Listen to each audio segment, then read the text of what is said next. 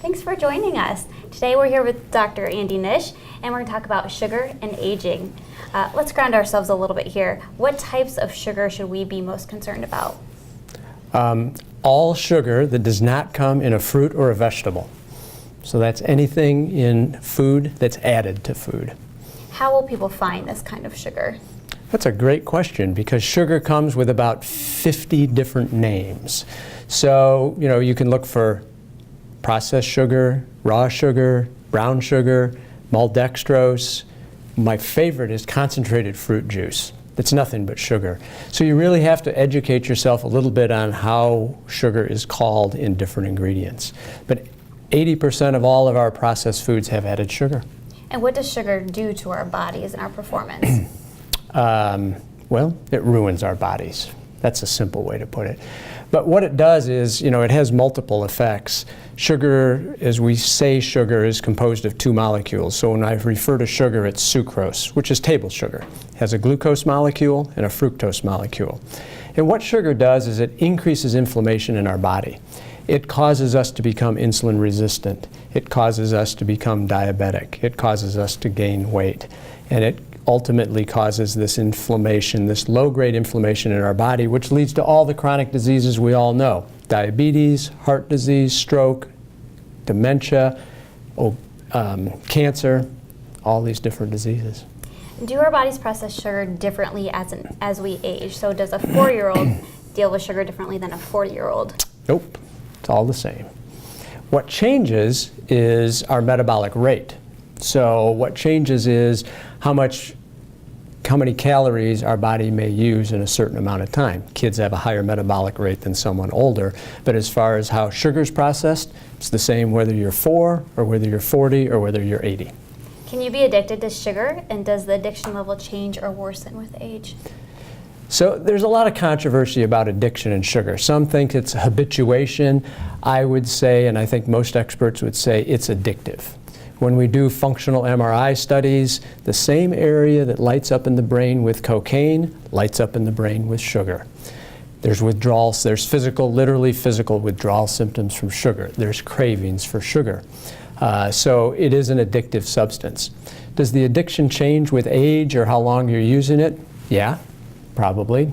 The longer just like alcohol, just like drugs, the longer you've been addicted to sugar, the harder it is going to be to get off.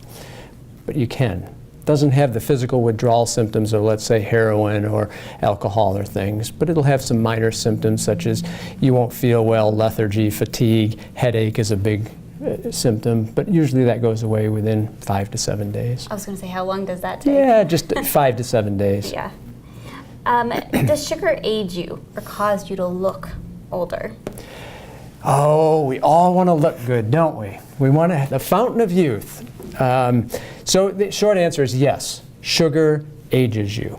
And in many, many ways, and we can talk about different ways internally or externally. If we're talking about looks, one of the questions you had earlier was, what about my skin? We all want beautiful, supple skin as we age. Well, I can tell you, sugar is a detriment to aging skin. It accelerates the aging of skin. And if you would let me, I'm going to go into just a little bit of the biochemistry of what happens. So everybody knows if we get diabetes, our doctor tests for something called hemoglobin A1C. And that's called an advanced glycation end product. I'm going to use a little analogy here. You put a banana out on the counter, you unpeel the banana. What happens in about 24 or 48 hours? It starts to get brown. It gets brown. Well, that browning is called the Maillard reaction. It was a reaction described over 100 years ago by a French scientist. And what's happening is the sugars in that banana are reacting with the proteins, causing this cross-linking, and it causes the banana to become brown. That exact same reaction is happening in our bodies. We're browning from the inside out. And guess what accelerates that reaction? Sugar. Sugar. Exactly.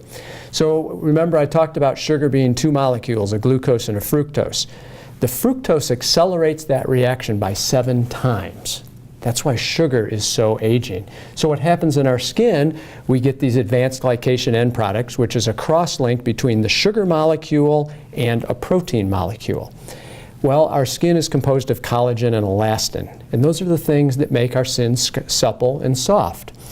As those advanced glycation end products increase, the cross-linking of our collagen increases, and guess what? Our skin becomes more rigid. It becomes less flexible. We get wrinkles. We get dark spots. Our skin doesn't heal as well. Our skin becomes thinner. Our skin becomes more fragile. Our skin begins to sag. All part of the aging process. Yep, part of it's natural as we age, but it's accelerated by sugar. How much sugar are we talking here? Like if I have a dessert every night, am I going to feel the effects of this? Or are you saying you should obviously get rid of as much sugar as possible? You know, we don't know the threshold. So I can't tell you a threshold. What I can tell you is the more sugar you eat, we know the more sugar that is in your skin, the more advanced glycation end products, the worse it is for you. So if you really, really want to look good at 80, cut sugar out of your diet. Stay out of the sun, or use sunscreen, because we actually know that the radiation from the sun can accelerate that process as well. But yeah, there's no threshold, and so I have to really say, get as much sugar out of your diet as possible. That's not a fruit or not a vegetable. Now, when you just said wrinkles were an identifying feature of this, are there any other features that you'll notice from sugar on your skin? So yeah, when we talk about aging, wrinkles, you kind of get the saggy jowls right here. Things begin to sag. That's part of the advanced glycation end product and aging process. You'll get spots, darker pigmented spots. That's also part of that process. The other thing you'll notice is your skin doesn't heal as well. You get a cut and it doesn't heal. It also disrupts the microvasculature in your skin. So guess what? You don't have as good thermoregulation. You get cold. So we get a little bit more intolerance to cold because of that thermoregulation disruption. Is there any difference between men and women when it comes to sugar in their skin? Not that I have seen, nor that I've seen in research. And the million-dollar question, can you reverse it? That's a great question, and the short answer is no, you really can't. Collagen has a half-life of about 15 years, so there's not a rapid turnover of collagen. So once it's cross-linked, it's there for a long, long time. So we really want to encourage people to start getting rid of sugar early in life to prevent that. But you have to also remember what's going on in your skin is going on everywhere in your body. So these advanced glycation end products are cross-linking multiple proteins in our body, resulting in things like diabetes, cardiovascular disease, dementia. So everything that our skin is just an external manifestation of everything that's going on in our body. Now, right before we started, we were talking a little about telomeres and how they play a role in this whole sugar age discussion. Can you explain what that is and how it works? Yeah, so simply we have DNA, which is this double-stranded helix, and at the end of each double-stranded helix there's these little caps called telomeres. And those telomeres are to protect our DNA from damage. So every time our DNA is read and duplicated, those telomeres shorten.